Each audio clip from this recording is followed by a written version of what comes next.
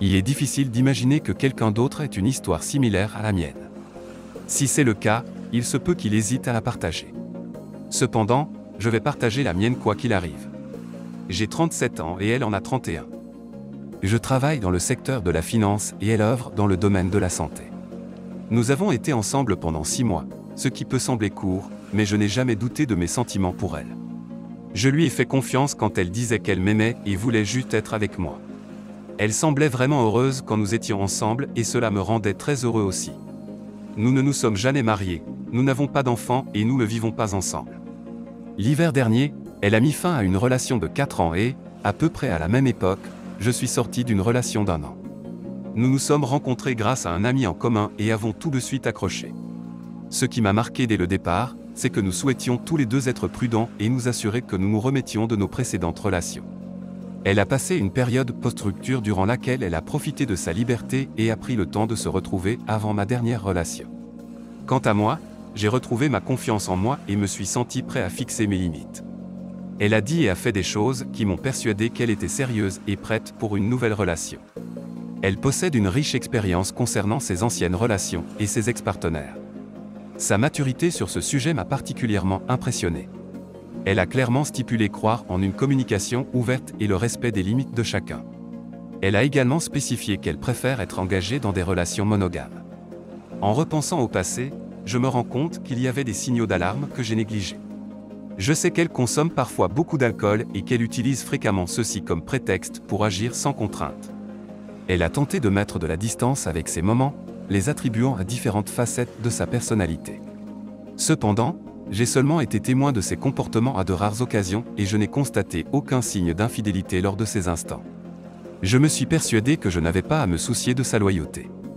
Après tout, elle soulignait constamment l'importance de l'honnêteté et de la responsabilité. Tout en écrivant cela, je me sens idiot d'avoir négligé ces indices et d'avoir espéré qu'ils ne me porteraient pas préjudice, d'une manière ou d'une autre. Cependant, l'espoir à lui seul ne suffit pas.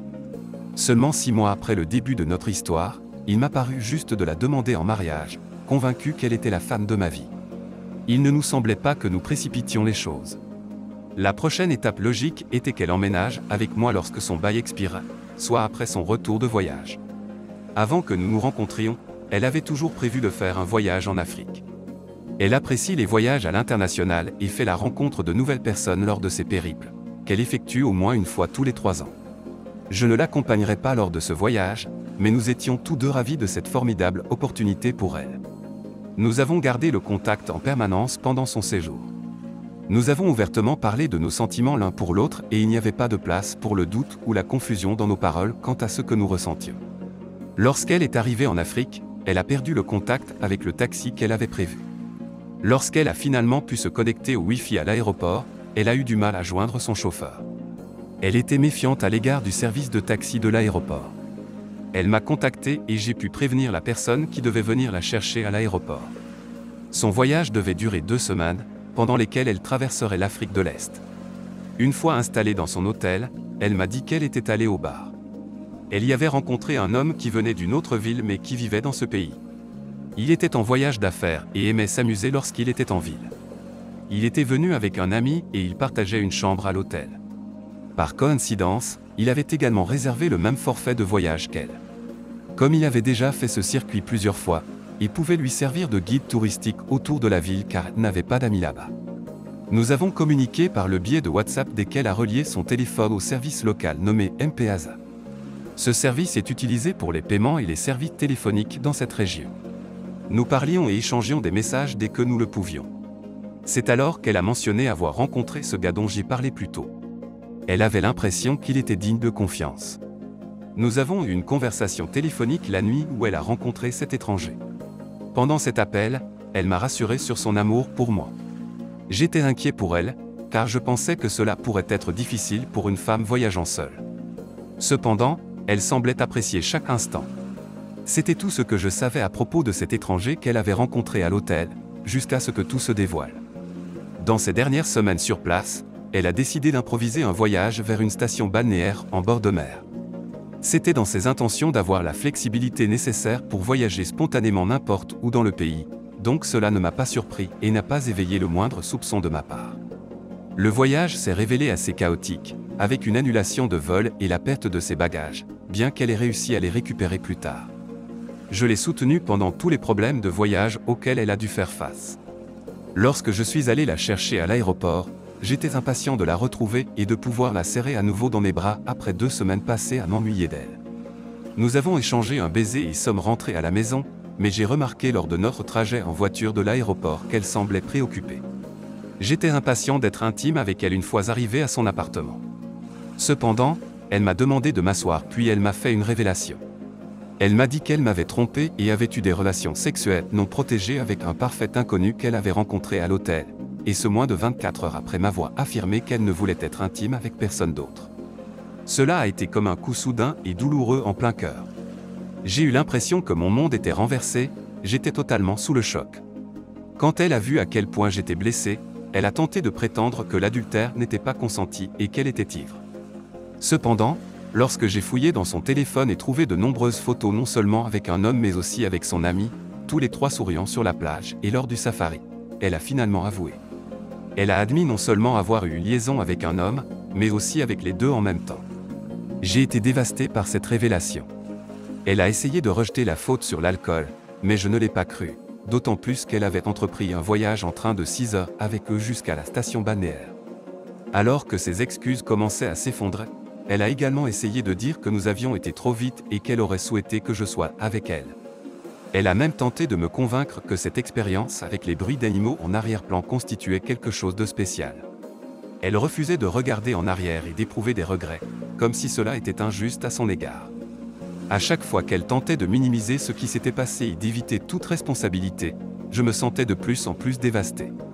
Je peux évoquer son message, du jour où j'ai cru que tout cela était arrivé. Elle m'avait écrit « Je tiens à ce que ce soit clair, à ce stade de ma vie, je ne souhaite pas avoir d'expérience avec une autre personne dans mon lit que toi. » Peut-être que la clé de cette phrase résidait dans ces 2 mots, « mon lit ». Cela semble évident, mais cela contredit clairement ses actions. Quand j'ai tenté de comprendre pourquoi elle avait avoué, elle a prétendu qu'elle se sentait coupable et utilisée, comme ces 2 hommes l'avaient fait avec plusieurs femmes. Comme nous n'étions pas mariés, n'avions pas d'enfants et ne vivions pas ensemble, nous avons décidé qu'il valait mieux nous séparer et mettre fin à notre relation de 6 mois. La rupture m'a laissé dévasté. Ce qui m'a le plus choqué, c'est qu'il nous a fallu 3 mois de rencontres et de connaissances mutuelles avant de devenir intimes.